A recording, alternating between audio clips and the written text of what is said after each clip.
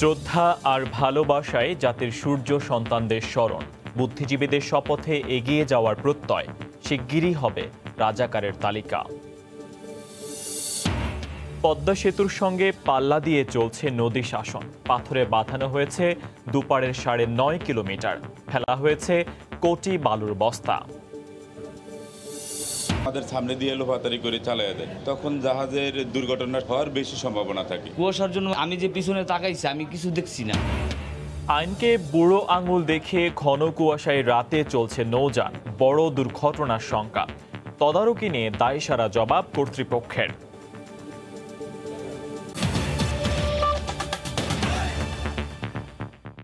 বাংলার সময়ের সঙ্গে আছি ফয়সাল মোর্শেদ।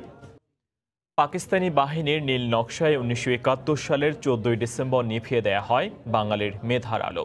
সেদিন শহীদ হওয়া জাতির সূর্য সন্তানদের শ্রদ্ধা জানিয়েছেন রাষ্ট্রপতি ও প্রধানমন্ত্রী। প্রথম সকালে মিরপুর বুদ্ধিজীবী স্মৃতিসৌধে রাষ্ট্রপ্রধান ও সরকার প্রধানের পক্ষে ফুল দিয়ে শ্রদ্ধা জানান তাদের সামরিক সচিব। এ সময় বুদ্ধিজীবী হত্যার বিচার প্রশ্নে মুক্তিযুদ্ধ বিষয়ক মন্ত্রী জানান, শিগগিরই হবে রাজাকারের তালিকা। তখনও ভাঙেনি শীতের আড়মোড়া, সর্বত্রই নীরবতা। এরই মাঝে রাষ্ট্রপতি ও প্রধানমন্ত্রীর পক্ষে শহীদ বুদ্ধিজীবীদের ফুলেল শ্রদ্ধা জানান তাদের সামরিক সচিব। এ সময় বাংলাদেশ সশস্ত্র বাহিনীর একটি চৌকস দল রাষ্ট্রীয় সালাম জানান। বিয়োগলে বেজে ওঠে করুণ সুর। রাষ্ট্রপ্রধান ও সরকার প্রধানের শ্রদ্ধা নিবেদনের পর স্মৃতিসৌধে ঢল নামে সর্বস্তরের মানুষের। একে একে শ্রদ্ধা জানান বিভিন্ন সামাজিক, সাংস্কৃতিক ও রাজনৈতিক সংগঠনের নেতারা। দলীয় নেতাকর্মী নিয়ে শ্রদ্ধা জানান আওয়ামী লীগের সাধারণ সম্পাদক ওবায়দুল কাদের। স্বাধীনতার এত বছর পরেও সেই সাম্প্রদায়িক অপশক্তি এখনো ষড়যন্ত্র করছে।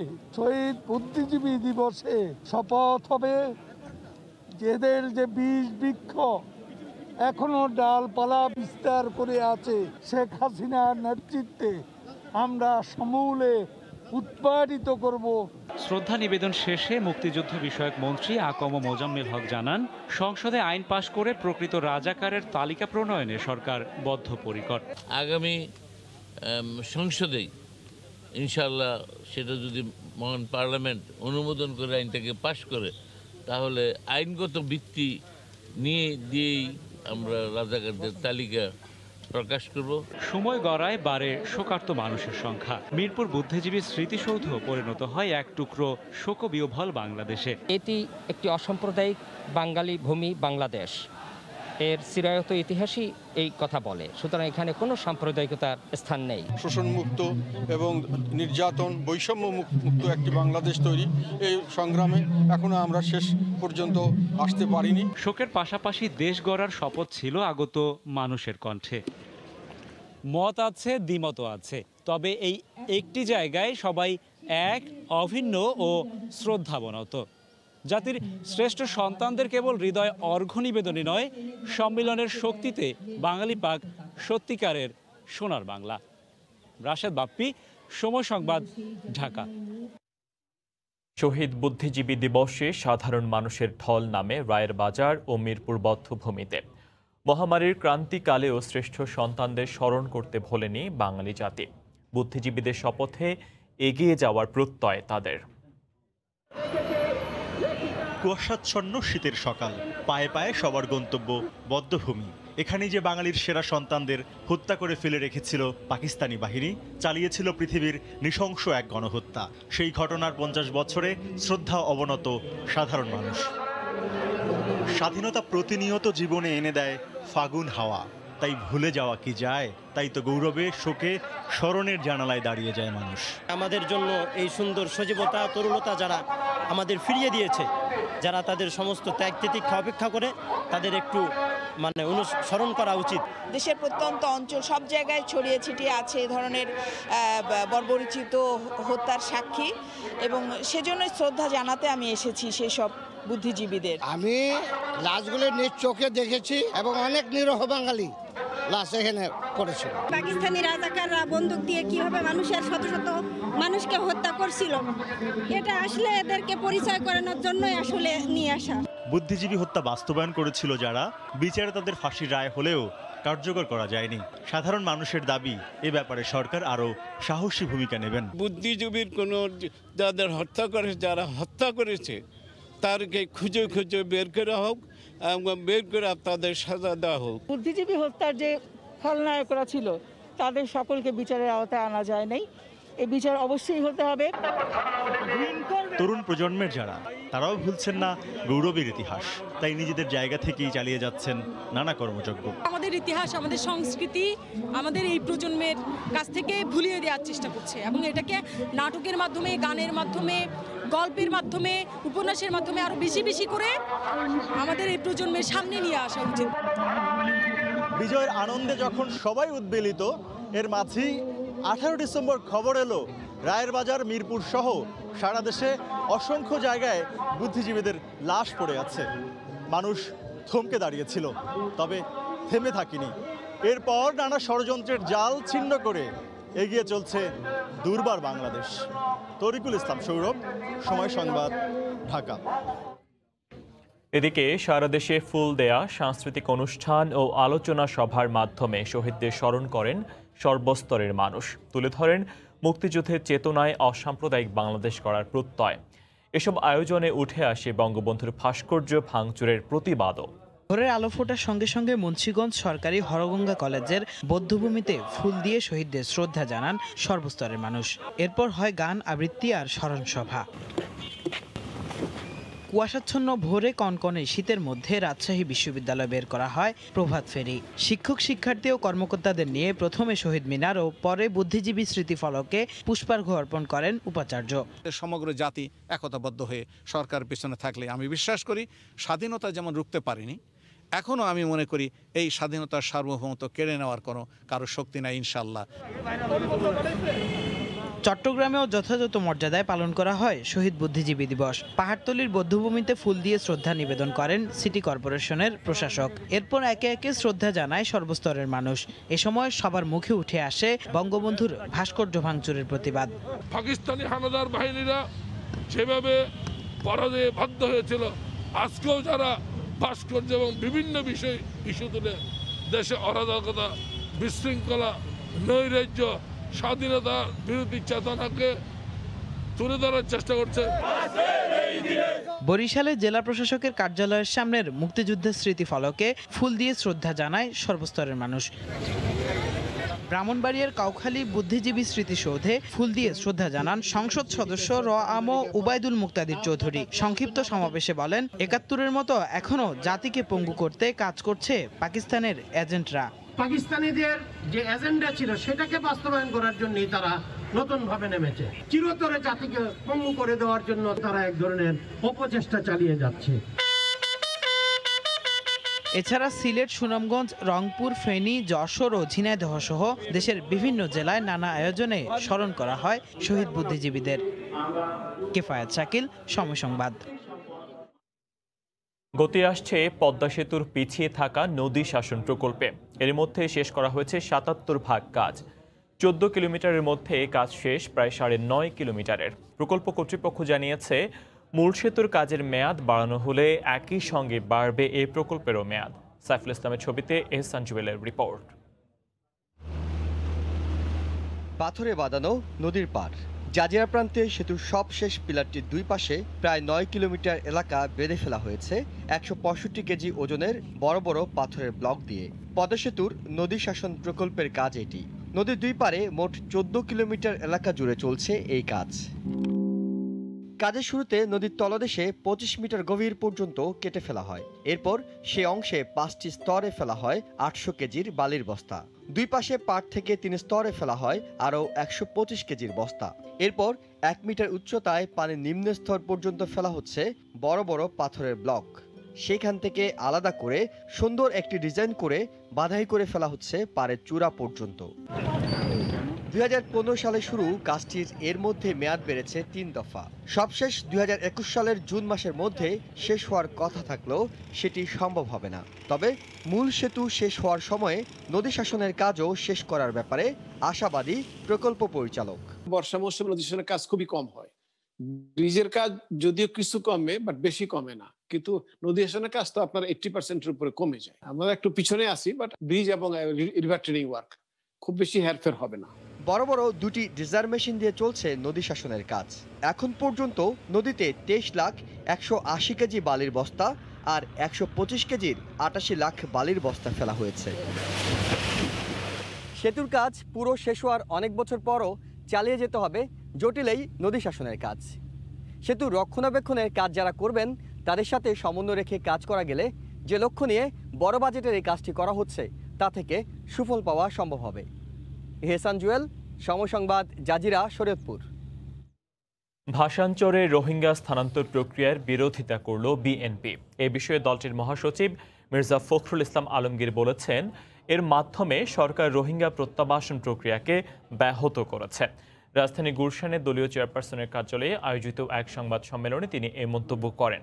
রোহিঙ্গা ইস্যুতে সরকার আত্মহননের পথ বেছে নিয়েছে বলেও উল্লেখ করেন তিনি। আন্তর্জাতিক যে উদ্যোগ, সেই উদ্যোগ কিন্তু তারা গ্রহণ করতে সক্ষম হননি এই সরকার, এবং এটা পারছেন না তার একমাত্র এই কারণে যে এই সরকার আসলেই একটা নতজানু পররাষ্ট্র নীতিকে তারা পার্সু করেন। নিজেরা ক্ষমতায় টিকে থাকার জন্য সকল শক্তিকে তারা খুশি রাখতে চান। এই খুশি রাখতে গিয়ে বাংলাদেশের মানুষের স্বার্থকে তারা জলাঞ্জলি দিচ্ছেন, এবং একই সঙ্গে তারা শরণার্থী যে 1 মিলিয়ন 10 লক্ষ মানুষ আছে তাদের ভবিষ্যৎকে সম্পূর্ণভাবে একেবারে অনিশ্চিত করে ফেলছেন। আইনকে বুড়ো আঙুল দেখিয়ে ঘন কুয়াশায় রাতে চলছে নৌযান। আইন মেনে চলার দাবি করে মাস্টাররা বলছেন, বালুবাহী বাল্কহেড বেপরোয়াভাবে চলাচল করায় যে কোনো সময় ঘটতে পারে বড় দুর্ঘটনা। এদিকে নৌপথে ড্রেজিং ও নিয়মিত তদারকির দায়সারা দাবি অভ্যন্তরীণ নৌ পরিবহন কর্তৃপক্ষের। হাজিরা শিউলের রিপোর্ট। শীত এলেই ঘন কুয়াশায় বাধাগ্রস্ত হয় নৌযান চলাচল। এর মধ্যে কিছু লঞ্চ চালকের অসুস্থ প্রতিযোগিতা যাত্রীদের জীবনকে বিপন্ন করে তুলছে। আর নাব্য সমস্যায় বরিশালের কালীগঞ্জ, মিয়ারচর ও হাতিয়ার কিছু পয়েন্টে পানির গভীরতা কমে যাওয়ায় ভাটার সময় ঝুঁকিপূর্ণ হয়ে ওঠে লঞ্চ চলাচল। আর বরিশালের চরবাড়িয়ায় নদীর মাঝখানে বৈদ্যুতিক পিলার চলে আসায় শঙ্কিত মাস্টাররা। কুয়াশা পড়ে ওই মধ্যে ছাড়ে, এবং দুটা ধান যদি পরপর ছাড়ে একটার সাথে একটা ফাইট করলে ধাক্কা লাগে। ধাক্কা করলে আমাদের যাত্রীদের অসুবিধায় বেশিরভাগ সমস্যা, আবার মাঝে মধ্যে সর আটকে যায়। আমি খুব ভয় পাইছিলাম। একটা লঞ্চ আমাদের লঞ্চের মাইরা দেওয়া ধরছিল কুয়াশার জন্য, মানে 5 হাত। আমি যে পিছনে তাকাইছি আমি কিছু দেখছি না। ইলেকট্রিক কিছু আছে, পিলার আছে যেগুলো আগে ছিল নদীর কিনারে, এখন এটা নদী ভাঙতে ভাঙতে পিলারগুলো নদীর মাঝখানে এসে গেছে। যে কোনো সময় বড় ধরনের দুর্ঘটনা ঘটতে পারে। রাতের নৌপথকে আরও বিপজ্জনক করে তুলছে অনুন্নত মাঝারি নৌযান। চালকদের অভিযোগ, রাডার ও জিপিএস যুক্ত অত্যাধুনিক নৌযান ঘন কুয়াশায় সিগন্যাল মানলেও দেখতে না পেয়ে অনুন্নত লঞ্চ অনেক সময় অন্য লঞ্চের ওপর পড়ে। জাহাজ চালাবার বেশি অসুবিধা হয়েছে বালিবাহী জাহাজগুলা, ওদের রাতে চলাচল সম্পূর্ণ নিষেধ, কিন্তু ওরা কোনো এইসব আইনের দিকে তোয়াক্কা করে না। যেসব জাহাজগুলিকে সাউন্ডিং বিএসএফ জিপিএস নাই, ওরাও আমাদের সামনে দিয়ে লোফাতারি করে চালিয়ে দেয়, তখন জাহাজের দুর্ঘটনা হওয়ার বেশি সম্ভাবনা থাকে। নাব্য সমস্যা হলে তাৎক্ষণিক ড্রেজিং এবং অনিয়ম রোধে ভ্রাম্যমাণ আদালতের অভিযান চালানো হয় বলে দাবি বিআইডব্লিউটিএর। আধুনিক ব্যবস্থাপনা যে জাহাজগুলোতে নেই সতর্ক করছি, এবং তাদেরকে আমরা রীতিমতো মামলার আওতায় আনছি। বালুবাহী বলগেটের প্রতি আমাদের নির্দেশনা আছে। কোস্টগার্ড এবং নৌ পুলিশ তারা প্রতিদিন মনিটরিং করছে। মাঝে মধ্যে আমরা এরকম নদীতে আমরা মোবাইল কোডও করি। করোনাকালীন সময়ে 170টি লঞ্চ প্রতিদিন 30,000-এর বেশি যাত্রী নৌপথে আনা নেওয়া করছে। এর মধ্যে আধুনিক প্রযুক্তি আছে 35%। হাজিরা শিউলি, সময় সংবাদ, ঢাকা। অগ্রহায়ণের শেষ দিকেই বিভিন্ন অঞ্চলে জেঁকে বসেছে শীত। আজ দেশের সর্বনিম্ন তাপমাত্রা রেকর্ড করা হয় শ্রীমঙ্গলে 12.4 ডিগ্রি সেলসিয়াস। শীতের পাশাপাশি বাড়ছে ঠান্ডাজনিত রোগও। 24 ঘন্টায় গাইবান্ধা সদর হাসপাতালে বেড়েছে ডায়রিয়ায় আক্রান্ত রোগীর সংখ্যা। ব্যুরো ও জেলা প্রতিনিধিদের পাঠানো তথ্য ছবি নিয়ে রিপোর্ট। বাড়ছে শীত, তার সঙ্গে পাল্লা দিয়ে দেখা দিচ্ছে ঠান্ডাজনিত রোগের প্রাদুর্ভাব। গাইবান্ধা সদর হাসপাতাল কর্তৃপক্ষ জানান, শীতের কারণে রোটা ভাইরাস জনিত ডায়রিয়ার প্রকোপ দেখা দিয়েছে। এছাড়া জ্বর, সর্দি, কাশি ও শ্বাসকষ্ট নিয়েও হাসপাতালে চিকিৎসা নিতে যাচ্ছেন অনেকে। সুস্থ থাকতে পরিষ্কার পরিচ্ছন্ন থাকার পাশাপাশি শিশুদের সুষম খাবার দেওয়ার পরামর্শ চিকিৎসকদের। এই শীতের সময় বাচ্চাদেরকে সতর্ক রাখতে হবে, মায়েদের, এবং বাচ্চাদেরকে উষ্ণ রাখতে হবে, গরম রাখতে হবে, এবং তাদের স্বাস্থ্যের দিকে নজর রাখতে হবে। হাসপাতালে নানা অব্যবস্থাপনা ও অবহেলায় দুর্ভোগ বাড়ার অভিযোগ রোগীর স্বজনদের। অবশ্য অভিযোগ আমলে নিয়ে ব্যবস্থা নেওয়ার আশ্বাস হাসপাতাল কর্তৃপক্ষের। পানির প্রয়োজনে তো আগে পানি তো পাইলাম না, অনেক তো কল চাইলাম। হাসপাতালে যে বাথরুমের যে অবস্থা, আমরা তো টয়লেট করতে পারি না, একেবারে মানে নোংরা। এদিকে ঘন কুয়াশায় ঢাকা পথঘাট অন্ধকারাচ্ছন্ন থাকায় দেখে বুঝার উপায় নেই দিন কি রাত। এর মধ্যেই জীবিকার তাগিদে ছুটছেন অনেকে। অগ্রহায়ণের শেষ দিকেই তীব্র শীত দেখা দেয় সামনের দিনগুলো নিয়ে চিন্তিত ছিন্নমূল মানুষ। প্রচুর ঠান্ডা, কুয়াশা, হাত পা কোকা লেগে আসতেছে। ঠান্ডার কারণে কাজ কাম করতে পারছি না। এছাড়া শীতে জবুথবু রংপুর, নওগাঁ, পঞ্চগড় সহ উত্তরের জনপদগুলো। গরম কাপড়ের অভাবে রাস্তার পাশেই খড়কুটো জ্বালিয়ে শীত নিবারণের চেষ্টা অনেকের। ফাহরিয়া ফারজানা, সময় সংবাদ। করোনার কারণে স্থগিত হওয়া চট্টগ্রাম সিটি কর্পোরেশনের ভোট গ্রহণের নতুন তারিখ ২৭ জানুয়ারি নির্ধারণ করেছে নির্বাচন কমিশন। ভোট হবে ইভিএমে। ২৯ মার্চ এই সিটির ভোট নেয়ার কথা থাকলেও মহামারীর কারণে তা স্থগিত করা হয়। বিকেলে এ তথ্য নিশ্চিত করেন নির্বাচন কমিশন সচিব। এদিকে তৃতীয় ধাপে আরও ৬৪টি পৌরসভায় ভোটের তফসিল দিয়েছে কমিশন। তফসিল অনুযায়ী মনোনয়নপত্র দাখিলের শেষ তারিখ ৩১ ডিসেম্বর, বাছাই ৩রা জানুয়ারি, প্রার্থিতা প্রত্যাহার ১০ জানুয়ারি আর ভোট গ্রহণ ৩০ জানুয়ারি। এই ধাপে পুরো নির্বাচনই হবে ব্যালটে। খুলনা উপকূলে সুপেয় পানি সংকট কাটেনি। একের পর এক প্রাকৃতিক দুর্যোগে বিপর্যস্ত এলাকার পানির উৎসগুলো। আর জনস্বাস্থ্য প্রকৌশল অধিদপ্তরের সুপেয় পানি সরবরাহের কথা শুধু আশ্বাসে সীমাবদ্ধ। কাজে আসছে না মোবাইল পানি শোধনাগারগুলো। তরিকুল ইসলামের রিপোর্ট, ছবি তুলেছেন নিয়ামুল হোসেন কোচি। খুলনা সহ দক্ষিণাঞ্চলের উপকূলের মানুষের দুর্ভোগের নাম পানি। বর্ষা মৌসুমে অতিরিক্ত পানিতে যেমন ভাসতে হয়, তেমনি সারা বছর সুপেয় পানি প্রাপ্তিতে রীতিমতো দুর্ভোগ পোহাতে হয় উপকূলবাসীকে। সুপেয় পানির জন্য নির্ভর করতে হয় পুকুর, বৃষ্টির পানি এবং পিএইচএফ প্রযুক্তির উপর। গেল ৬ মাস আগে ঘূর্ণিঝড় আম্পানে সেই উৎসগুলো নষ্ট হয়ে গেছে। এখন নির্ভর করতে হচ্ছে দূর দূরান্ত থেকে কিনে আনা পানির উপর। এই পর্যন্ত কোনোদিন পানির সাহায্য আমরা পাইনি।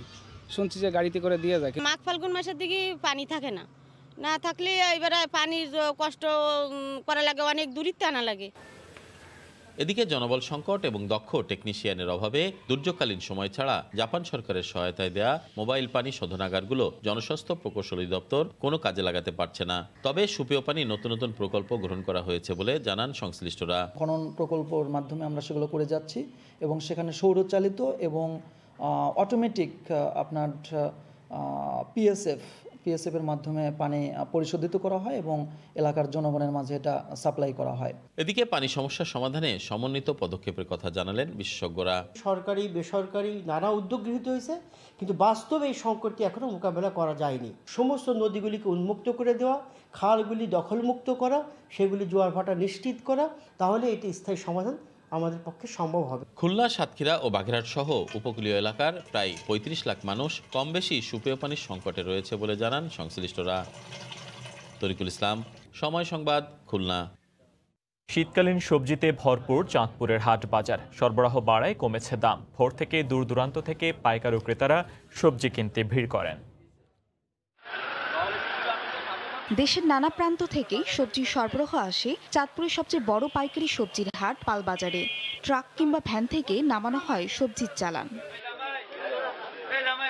শীতকালীন সবজির ব্যাপক সরবরাহ বেড়েছে হাটে। গত সপ্তাহের চেয়ে বাজারে সবজির দামও কমেছে। তাই জেলার বিভিন্ন বাজার ছাড়াও আশপাশের বাজার থেকেও খুচরা বিক্রেতারা এখানে ভিড় করছেন। চরাঞ্চলের অনেক তরি তরকারি আসে, এমনকি আমাদের এই অদ্য এলাকায় বর্তমানে অনেক তরি তরকারি আমদানি হয়। দাম অনেক কম, এগুলি বিষমুক্ত, অনেক ভালো। আমরা সবসময় সকালে মাল নেই, মালগুলা অতি তাজা পাওয়া যায়। দাম কমায় ক্রেতারা খুশি হলেও লোকসান গুনছেন বলে দাবি পাইকারি ব্যবসায়ীদের। আমরা কম থাকবো আরো 2 মাস। আমাদের কাছ থেকে যারা কিনে নিতে আছে এরা খুব ভালো আছে, আমরা মোটামুটি ব্যবসা বাণিজ্য খুব ভালো আছে। প্রতিদিন ভোর থেকে রাত 8টা পর্যন্ত পাইকারি সবজির এই বাজারে প্রায় কোটি টাকার বেচা কেনা হয়। সময় সংবাদ, চাঁদপুর।